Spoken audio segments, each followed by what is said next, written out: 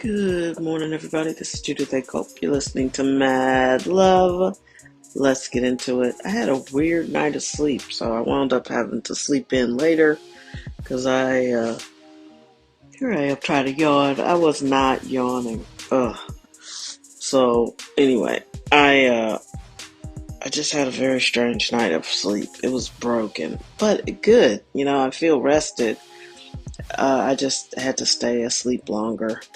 Thus the later podcast, which this is the best flex of my life right now, is when I'm sleepy, I sleep.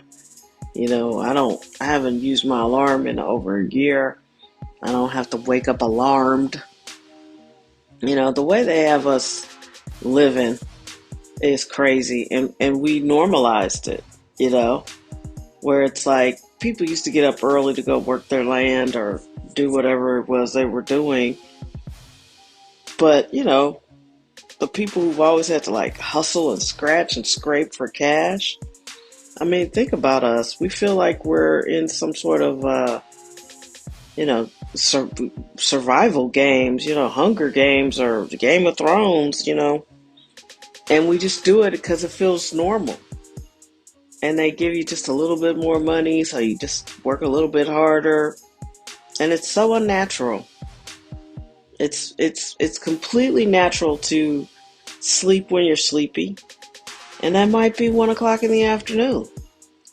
It might be 3 o'clock in the afternoon. And I was brainwashed like everybody else. I'm finally just telling people somebody asked me that I used to work with yesterday. She was like, "So what are you up to?" And I was like, "Just having some coffee, laying down in the bed."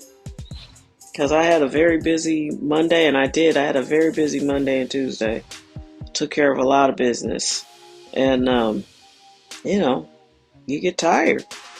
You get exhausted. It's yawning. I was not yawning. But it's like, you shouldn't be embarrassed for getting tired. And I work with people who, and I am also that person. I do not like lazy people. But, I work with people they couldn't believe it, because when I started counting, I spent the first 6 months of my lunch breaks sleeping in my office. I would just take a nap. And one of my friends, she was like, "That is ridiculous." One of my work friends. And I was like, "Look, I'm tired." But I didn't realize it then, but it was from the stress of being a caregiver, but not as intense. Like, this was pre-2020, but my mom was still walking around. She was still active. She was still doing weird things. And when I started that job, I would cook all of our proteins on Sunday. I forgot about this. I would cook all of our proteins on Sunday, so when I got home, I could just throw together a pretty quick meal. And because my mom didn't like to cook, but I also realized when I got back to her home and started looking in the refrigerator, it was just like all this processed fake food. Lots of TV dinners, lots of high sodium, just lots of processed food. So it was important to me to keep that level of quality. So I would cook all day Sunday, and it was tiring. I would make her lunch before I left.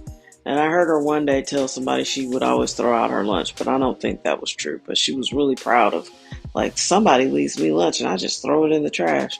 And I was like, some of those lunches are too good to throw in the trash. I know you don't. But I recognized pretty early on that her nutrition and her sugar consumption really was connected to the quality of her thinking. Oh, so sorry. I was not yawning. I cannot explain why I yawn as soon as I start to record this podcast. Other than I get so relaxed, or I'm so happy. I don't know. But don't be offended. But anyway, yeah, that was a big deal. And I would just be tired. And I had no idea what was going to come after that, though. If somebody had told me, "Get ready, she's going to stop sleeping around 2022. And that's the weird thing, because she was always a bad sleeper. And I think that was something that should have been a red flag, but I didn't know. I really didn't know.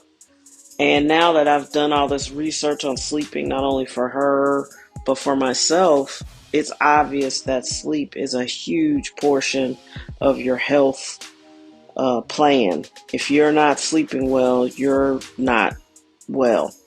And it'll show up eventually. You know, my mom was good to wake up in the middle of the night and worry. She loved to do that. And she was really exhausted many years going to work. And she worked until her early 70s.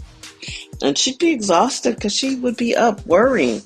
And so that was another thing. When I moved her out of that house, that old house, she didn't have to worry as much. And it really threw her for a loop as to what to do. You know, if I'm not worried, what am I doing? And, you know, she called Jesus nonstop, but she also worried a lot. And that worry would keep her awake. And it's a red flag. If you don't have good sleep, you should look into it. That's why I work so hard on my sleep. And while my sleep was broken last night, I still wound up getting 7-8 hours of sleep. And, you know, I feel functional. And that's an important thing. Sleep is really, really very, very important. So if you want to make it and keep your brain healthy and your body healthy, you need to get good sleep. Because that's when your body heals. That's when your brain heals. Your brain purges all of this information, and I think it refreshes your spinal fluid while you're sleeping. And if you're not getting sleep, there are critical processes that aren't happening. And I'll tell you, my mom, I felt like I was a crazy person when I wasn't sleeping. We didn't sleep real well for 7 months. And then we slept a little bit better once we got some CBD, no THC, CBD into her. And we got a little bit more sleep in 2023. But the real sleep didn't come until, I want to say, we got the hospital bed in May 2024.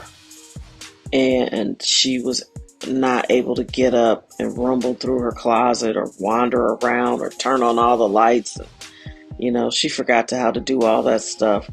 But yeah, she would get up and just be up all night. And when I say she didn't sleep, it wasn't like she was just laying in her bed being quiet.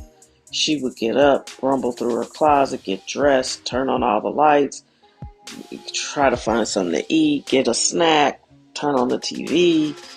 And, you know, you just be fighting with this old lady at 3 a.m. over some Cheez-Its. And she loved Cheez-Its.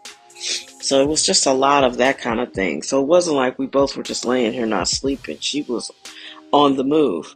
And then there were nights where I would just have to pray and be like, God, please, I got to go to work in a couple of hours. Please just keep her in the condo and not wander outside.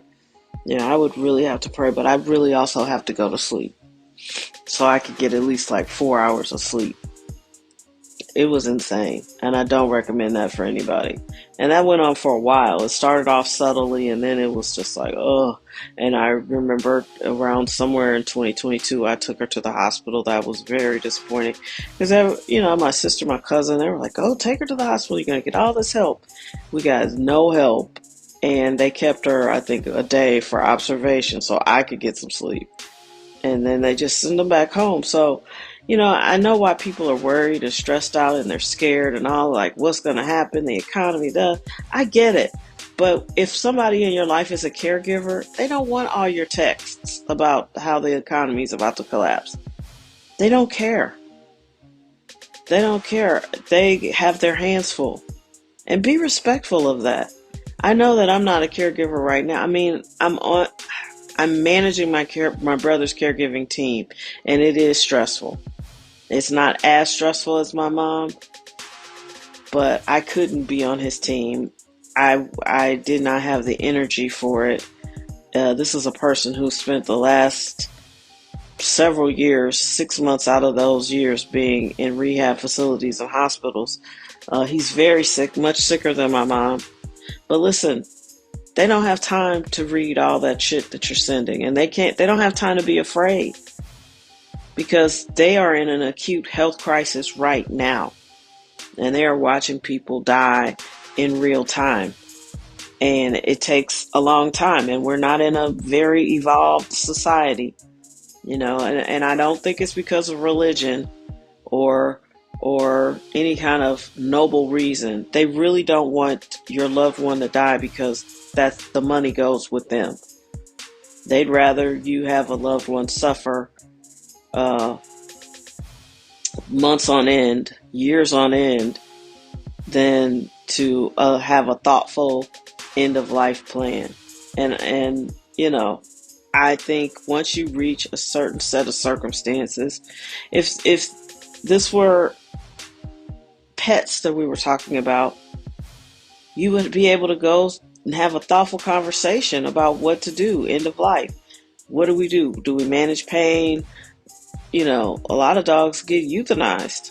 I'm not suggesting we just go euthanize Americans. If there's a chance of recovery, or if you're under a certain age, then yeah. But once you start being in the hospital months on end, and you're not getting better and you're not compliant, what are we doing?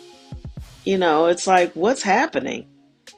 And, hospice is a good help, but it's not a solution, because it's not like you get 24-hour care with hospice. Nobody's coming in to help you for real. You're going to get a bath aid twice a week and a nurse's visit twice a week. And you get a bunch of phone calls, chaplains and social workers. And I mean, it was a lot, but it was helpful for my situation because, that last year of being in hospice, I don't know how we would have made it. My mom was very, very sick, and I don't know how it would have gone if we didn't have that great hospice team. But, people don't want to read your texts and your memes and all. People are busy and stressed out because I would say half of American homes have someone sick in them to varying degrees, right? And whoever's in charge of their care is stressed to the max because the rules are changing. The last thing they want to read about is how there's going to be no money for sick people. You know what I mean? There's going to be no Medicaid and no Medicare. They don't want to read all that shit. They already got a host of things that they're worried about. So be thoughtful. Consider the person before you start rattling off all these texts and memes and, Instagram posts and TikTok posts. Like, people don't want to read all that shit. And we don't know if that's going to happen anyway. None of us know what's going to happen. So worrying about the future is just not what a caregiver needs to hear. They need rest, they need nourishment, they need comfort, and I can't believe that I'm right back here again. Like, my mom died December of 2024. By March of last year, I was trying to get my brother's affairs in order. I thought he looked really bad to me.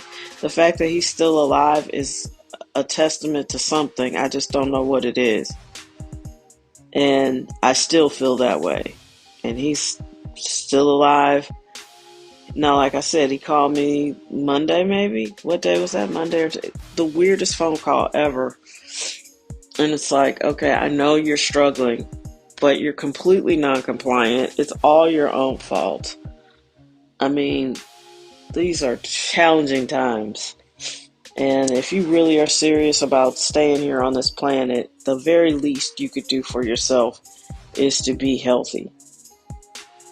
And not, I only eat half the pizza when it comes. I mean, really healthy.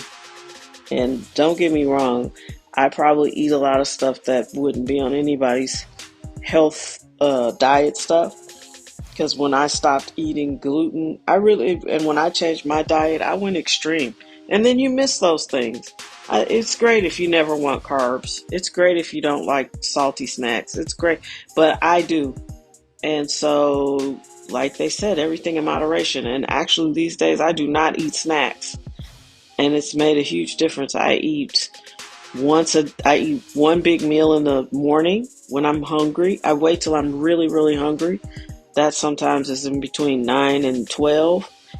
And then I eat a small meal for dinner around 4. And that's it, unless I want a treat. And then I might eat a small amount of a treat. And that's it. But I'm getting my steps in. I'm lifting my weights. And yeah, I mean, you have to do those things. And get sleep. Sleep has to be in that. And try to eliminate stress if you can. So that's what's on my mind this morning. The prescription to health is to block out all of this nonsense and chaos. There's nothing we can do about it. There's no sense in worrying about things you can't fix to the point where you just got to stress out about it, and then you got to stress other people about it. Like, we can't, this is an unprecedented time. We don't know what's going to happen. We have no idea. So don't even worry about it. If you have faith and you pray, worrying is like praying to the devil. So stop worrying and double down on your faith, because we are watching and witnessing true evil be exposed. And eventually there will be some accountability, I pray, even if the people have to take it in their own hands, whatever that looks like. You know, I'm tired of all this corruption. I'm tired of two-party politics. They're all corrupt. Yeah, it's a lot going on. So you got to take care of yourself. Take care of yourselves mentally and physically and spiritually. And yeah, that's all I got for you. Get some sleep. Not on this podcast. Don't sleep on this podcast. But make sure your rest is up to par. It'll change your life. Transformative. Also, we are hitting the real new year. Every calendar spiritually and astrologically suggests that the new year begins at the spring equinox, which makes sense because physically January everything is dead and it's cold. All of these things are so random, but this is the beginning of the year that everybody else in history, before they made the calendar change, this is the day they believe was, I think tomorrow is the first day of the year. Is it tomorrow? It's either the 20th or the 21st. But get ready. I would say be precise, be intentional, and really get ready, because I think it's a transformative season. And we have earned that, right? We have earned that. Take care of yourselves. Talk soon.